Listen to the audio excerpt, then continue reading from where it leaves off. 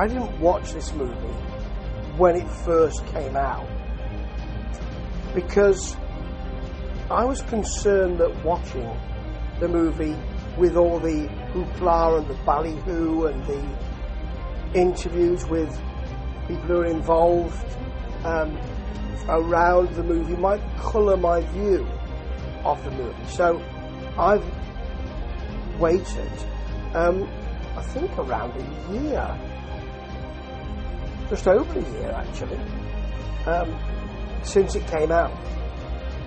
This is a wrestling movie.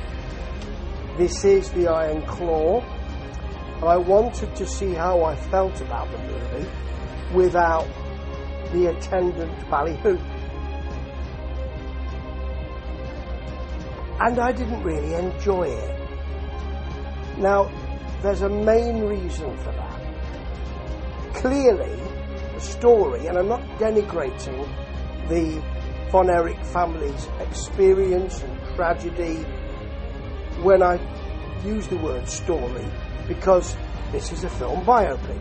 So if you're making a movie of, in inverted commas, real life, then it's good to have a big story, a good story, a standout story. This is certainly that. If you're not a wrestling fan and you don't know of this, then it is about the patriarch of the family, Jack Adkisson, who was a villain in his wrestling career and changed his name to Fritz Von Erich, and then changed the family name to Von Erich, and never became NWA champion, and wanted to be, and wanted the belt in his family. Had 5 sons, one of them died young, and 4 other wrestling sons. Had an extremely successful, for a period, wrestling promotion, WCCW, World Class Championship Wrestling, out of Dallas, and was an incredibly strong, part of an incredibly strong, formed an incredibly strong wrestling family, which then experienced terrible tragedy. And if you were writing this for a film, people would probably say, I think you've overcooked this, because all but one of those 4 brothers died.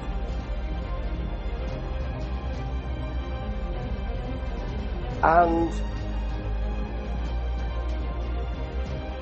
it is a tragedy.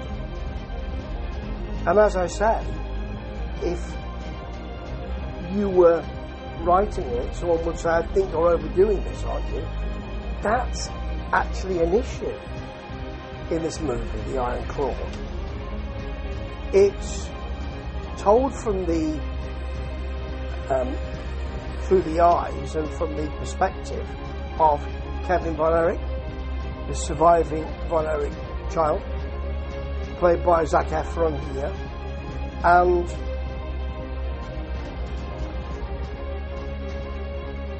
what's not explicit in the movie, but what is implied, is that he never really has the opportunity to become NWA champion. He fights Harley Race, the then NWA champion. Just to explain, if you're not a wrestling fan, the NWA was a collection of promoters. The National Wrestling Alliance, a collection of promoters who would talk among and agree among themselves who their champion was going to be, who then was passed around from territory to territory. And Harley Race, who was the current champion, came to Fritz, arranged for him to come to the Dallas territory to fight Kevin in a non-title bout.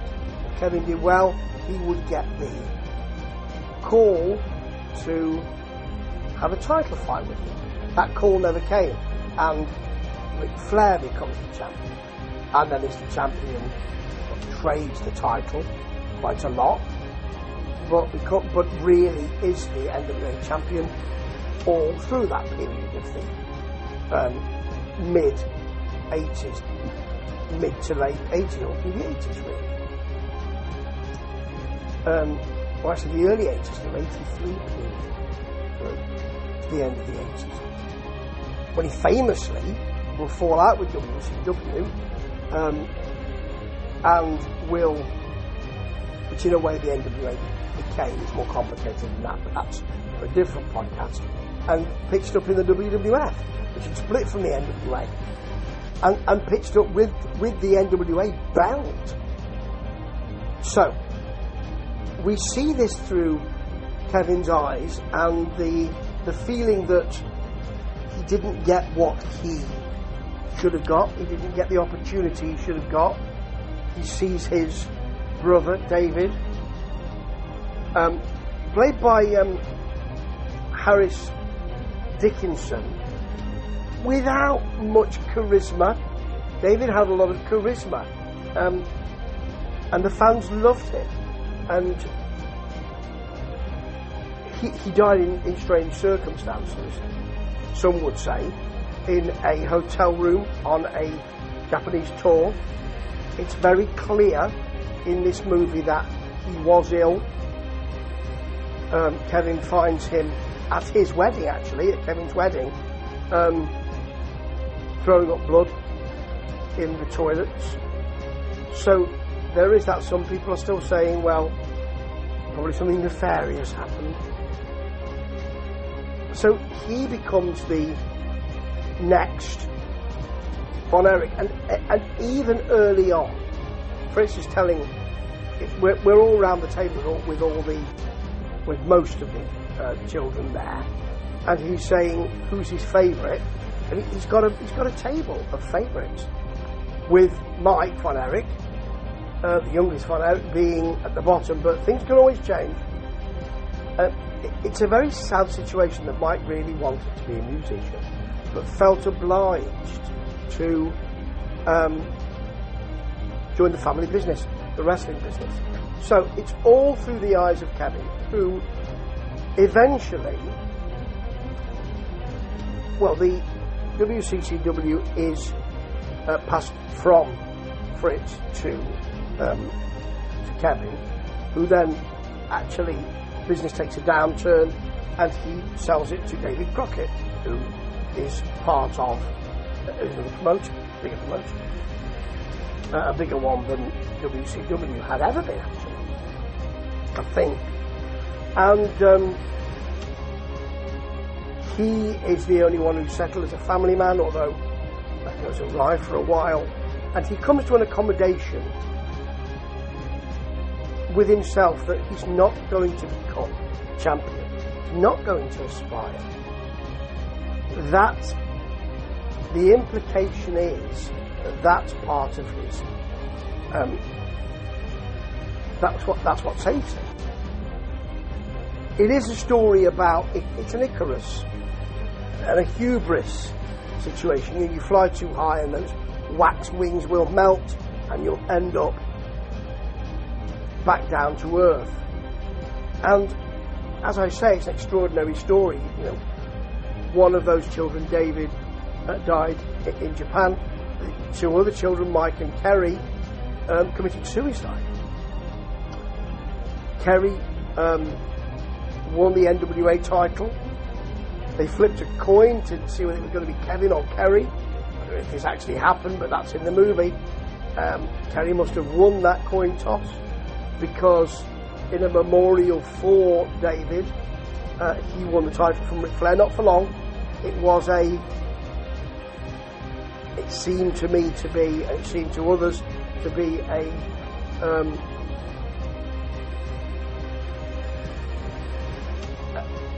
a sort of pat on the back for the Von Erich families, the Von Erich family. But he would, in a motorbike accident, lose a foot and wrestle with a prosthetic foot. we do see his pain and all of that. He's one of the more freewheeling brothers. Jeremy Allen White plays him with a lack of guile and a freewheeling interest in stimulation. He's the one who'll get on a bike. He's the one who will be with the rest of the guys on a tour in the bar and all of that. The saddest performance is Stanley Simmons as Mike, who just doesn't fit in, and eventually has to undergo shoulder surgery after an incident in the ring, and suffers. And he on the operating table.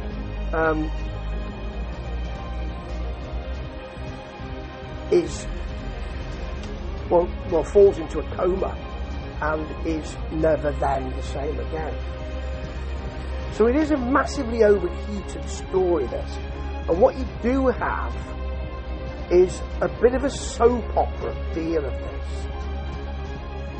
You don't get the story is followed. It's not as if the themes are followed and the story works with that, as far as I can see. And you know, Sean Durkin directed and wrote, and that's extraordinary, and kudos to him for that. But what you don't get is any sense that here are the themes, here are the leitmotifs, the plot follows this. So it hammers a plot that is already very heavy. Some of the action in the ring is great. That really works. Some of the wrestlers really work. A lot of people have complained about or were unhappy about one of the performances here. Kevin Anton as Harley Race, actually, rather good. He looks like he's disdainful the whole time.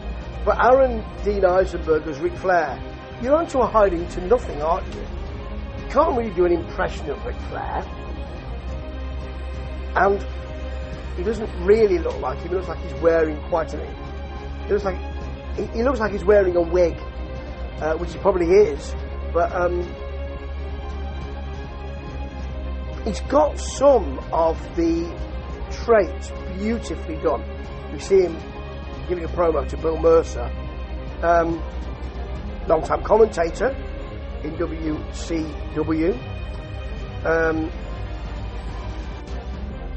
and that's Michael J. Harney, who looks like him, doesn't sound like him, looks like him, and he has a go. So for some wrestling fans, that will be, oh right, Maxwell, MJF. Maxwell James Friedman is in there as Lance Von Erich, who was Fritz's misguided attempt to add a good-looking big wrestler to the Von Erich name. That didn't work, not in it much. But because there's a real concentration on, and then this happened, and then this happened, and you pile the misery on because that's the reality, and also the story. You get things like Kerry, clearly in trouble with drugs, and this seems to be the case in reality. On the outs, probably with the WWF, where he had gone and won the Intercontinental title, calling his brother Kevin to say, I'm in real trouble, and Kevin said, I'll just come and get you. Taking him to the house and asking his father to look after him, and then going to the house, finding the car, Kerry's car, has the door open and Kerry's not there, goes to the house, hears a gunshot, turns round, runs to the nearest tree, it's steps away, and sees that Kerry has killed himself. Small bit of red blotching on a white shirt there. And that's the moment when he finally attacks his father and says, you were supposed to look after him. Why didn't you? That's the moment that the real passing of the torch comes. So it is about families, and that's quite a soap opera situation. The kind of patriarchal father and all of that, and you know, that happens in wrestling dynasties. It does, and wrestling dynasties are often passed down through families. So it's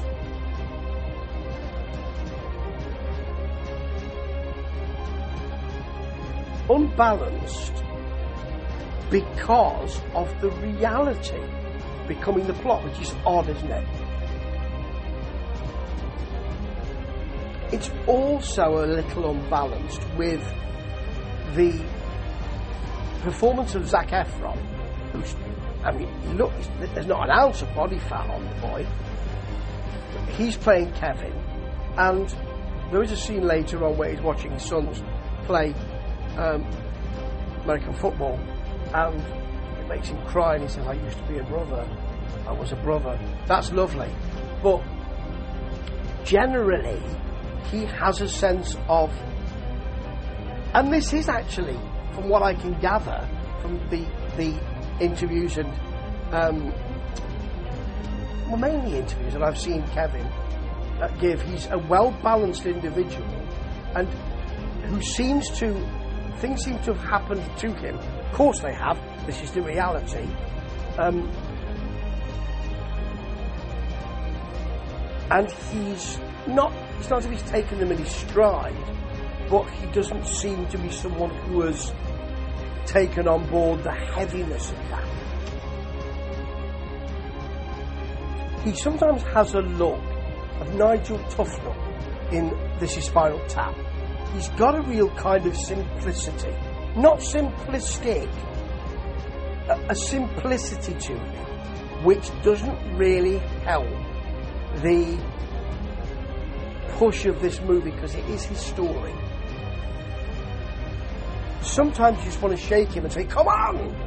And that's not the way it is, in my understanding, in reality. And Kevin Von Erich is a remarkably lovely, balanced individual from what I can gather. Here, Zac Efron has a damn good go, but he just seems to be, you know, I mentioned that there was a lack of guile in the performance of Kerry Von Erich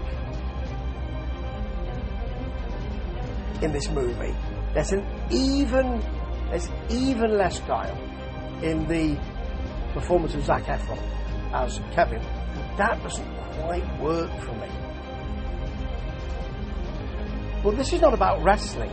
Those people who say it's a wrestling movie, it isn't. It's about families, and it's about connections, and it's about aspiration, and it's about the way that can affect you, and it's about sadness. And unfortunately, it's about a terrible reality for a family overbalancing the plot of a movie. That's probably one of the first times I've ever said that. And I don't know how you change that except by not hammering plot, because then it becomes a soap opera. And this reality, this family reality, I think probably deserves more than that. Ta-ta.